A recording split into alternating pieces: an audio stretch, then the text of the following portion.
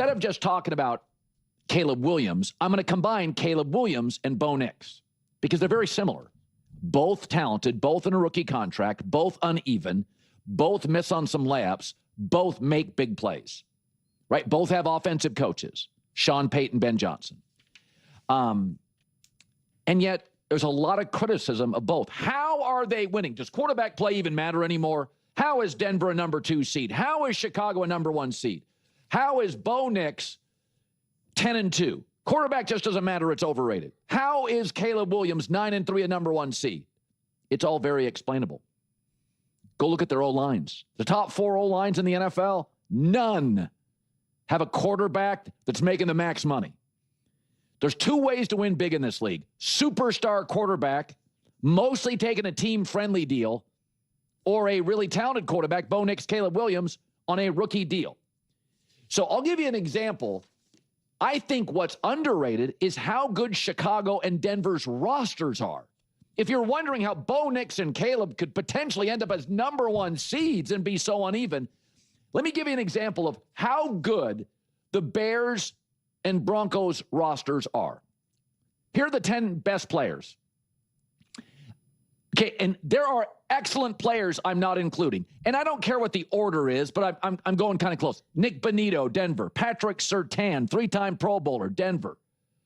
Joe Tooney, Pro Bowler, 3 straight years. Darnell Wright, Chicago. Drew Dahlman, number 2 ranked center, PFF. Garrett Bowles, number 2 ranked left tackle, Denver. Hufanga, the safety, unbelievable player. USC, San Francisco, and now in Denver.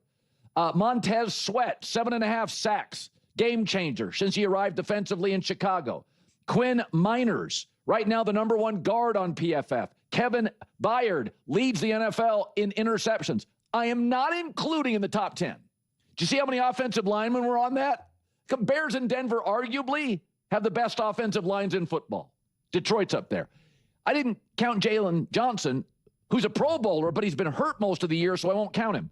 He may be their most talented defensive player. I'm not counting Zach Allen for Denver, who would start for every single team in the NFL, every single one. So when you're like, well, how does Bo Nix, how does Caleb Williams? Rookie contract, really, really high-end offensive coaches, unbelievable offensive lines. You don't have to complete 67%. You can be uneven. Now what you hope is, over the next 2 to 3 years, Bo gets up to 66, Caleb gets up to 61.5, 62.5. And all the bumps in that uneven quarterback play. I mean, when Brady was at his best, you got the same Tom Brady literally every Sunday. He would throw picks, but it was the same guy. It was the same Peyton. It was the same Breeze. It's mostly the same Mahomes. But with these guys, you're not quite sure quarter to quarter, half to half what you get. If that evens out, and it needs to, because as you get paid more, think about this. How are these guys number 1 seeds? Caleb Williams' cap hit is only 15% of Dak Prescott's. Bo Nix' cap hit is only 8% of Dak's. I want to delve into this topic directly, as I believe there is considerable misunderstanding currently surrounding Bo Nix. Conflating his situation with that of Caleb Williams is, in my view, a significant analytical error, and I intend to demonstrate why conclusively. Having recently produced a video focused on Caleb Williams, I felt it was imperative to create a separate, dedicated analysis for Bo Nix, because the contexts are fundamentally distinct. I will substantiate this point comprehensively. Before we proceed, Denver Broncos supporters, I encourage you to watch this video in its entirety and consider subscribing.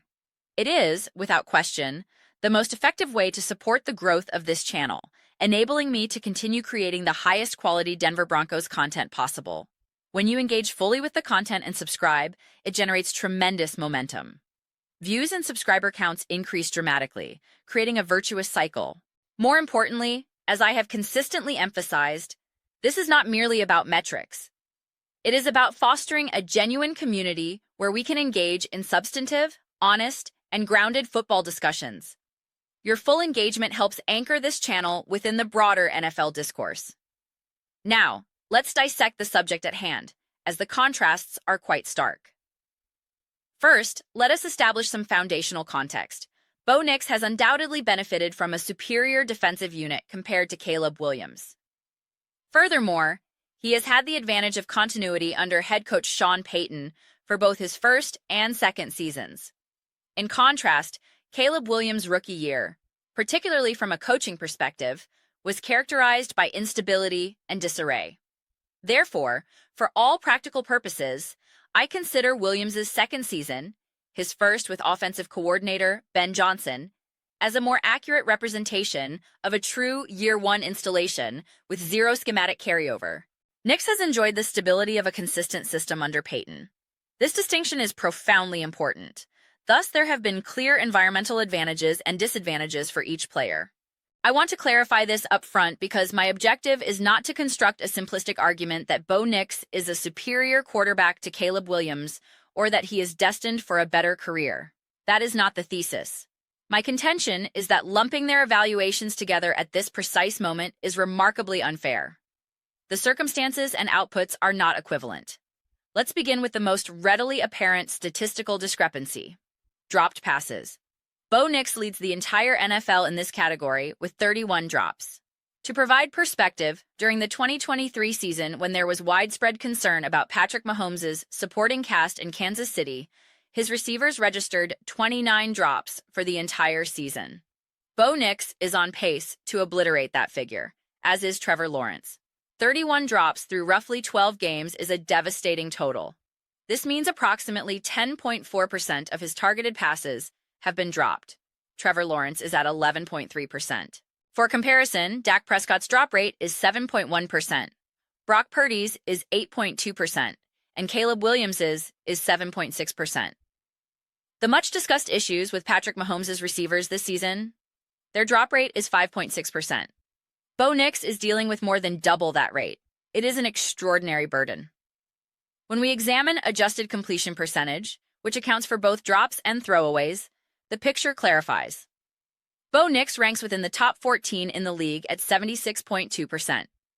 For context, Mac Jones, who has been notably accurate, is at 79.5%, and Jared Goff leads at 81.2%. Caleb Williams, by contrast, ranks dead last at 69.6%. This is not an equivalent experience. It is statistically incoherent to suggest both quarterbacks are struggling with the same degree of passing inefficiency. It is simply not a fair comparison. Yes, both quarterbacks currently operate behind successful offensive lines. However, Nix has handled pressure slightly more efficiently from a pressure-to-sack perspective, with a rate of 9.5%. Williams has also been excellent in this area at 12.5%. Both rank among the best in the NFL at avoiding sacks under duress, and Caleb deserves significant credit for this improvement.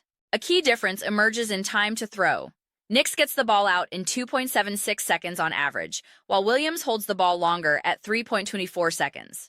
Williams has become more adept and comfortable extending plays with his legs, which is a skill in itself, but it reflects a different offensive approach and responsibility. Regarding team support, Nix has certainly been aided by an elite defense. It is also crucial to note that the Chicago Bears lead the NFL in takeaways. Furthermore, from a rushing standpoint, the Bears are essentially tied for first in the league. They have 1,146 rushing yards. The Buffalo Bills have 1,868. They average 155.7 yards per game compared to the Bears' 153.8. The third-place team is hundreds of yards behind. The Denver Broncos, by comparison, sit at 1,432 yards. Critics often cite Kansas City's inability to run the ball. Well, the Broncos have only 12 more rushing yards than the Chiefs. The Philadelphia Eagles are rightly criticized for their ground game struggles. They have 1,302 yards. Therefore, the narrative that the Broncos possess a dominant, reliable rushing attack is not supported by the data. The disparity becomes even more pronounced when examining rushing first downs.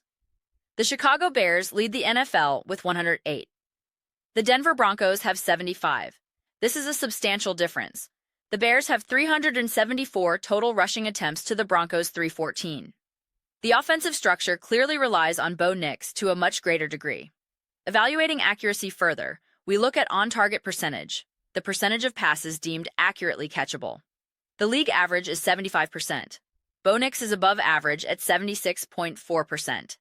Caleb Williams is again last in the NFL at 67.3%. In terms of bad throw percentage, Nix is at 17.3%, while Williams is at 22.5%. My purpose in highlighting these numbers is not to declare Nix elite and Williams deficient. I just produced an entire video discussing Williams's specific struggles with accuracy. Multiple truths can coexist. Williams is facing challenges, and Nix is operating in a different statistical reality. My core argument is that it is analytically unsound to group them together as facing identical struggles. I would contend that Bo Nix bears a larger burden for his team's offensive output, and his receivers are failing him at a significantly higher rate than Caleb Williams's are. This is a factual observation based on the drop data. Simultaneously, I believe Ben Johnson has done a more effective job schematically in creating open targets for Williams than Sean Payton has for Nix this season. This is not a criticism of Payton, who is an excellent coach, but an acknowledgement that Johnson's system is currently operating at a very high level. When discussing big play ability, which both possess, we must define the term. Big plays typically stem from scrambles for significant yardage, deep passing success, or extended plays leading to downfield throws. If we focus on deep passing, throws of 20-plus air yards, Bo Nix holds the advantage. Nix has a higher completion percentage, 37.5% to 35.2%. More touchdowns, 8 to 6. More yards, 644 to 587. Similar attempt volume, 56 to 54. A higher PFF grade on such throws, 91.6 to 90.2. Again, this is not to label Caleb Williams as a poor deep passer, but to illustrate that Nix has been more effective in this specific facet of the game. Examining the shorter, layup throws in the 0.9-yard range, we can use adjusted completion percentage to nullify the drop issue. Here, Bo Nix has suffered 14 drops on these short passes, an astonishing figure. Yet his adjusted completion percentage is 83.4%. Caleb Williams is near the bottom of the league in this category at 79.9%. While Nix has more touchdown passes on these short throws, 8 to 6, I am hesitant to attribute short yardage touchdowns solely to quarterback play, as they often result from scheme and yards after catch. For the integrity of this analysis, I will not use that stat to bolster my argument, though it technically would. I must reiterate this point, as audiences often struggle with nuanced comparisons. This analysis is not intended to diminish Caleb Williams or to artificially elevate Bo Nix. The goal is not to engage in a zero-sum debate where one must fall for the other to rise. Even when the final rushing totals appear respectable, there has rarely been a sense throughout the Payton-Nix era that the run game is a trustworthy, foundational element that can control the clock or consistently set up manageable situations. This forces more responsibility onto the quarterback's shoulders. There is a reason Bo Nix is among the league leaders in pass attempts since he entered the league. The offense has relied on him again and again. Contrast this with several of the Chicago Bears' game-winning drives this season, which have been anchored by their formidable running game or key special teams returns, followed by a series of handoffs to set up the winning score. The Broncos, in similar clutch moments, have consistently turned to the pass.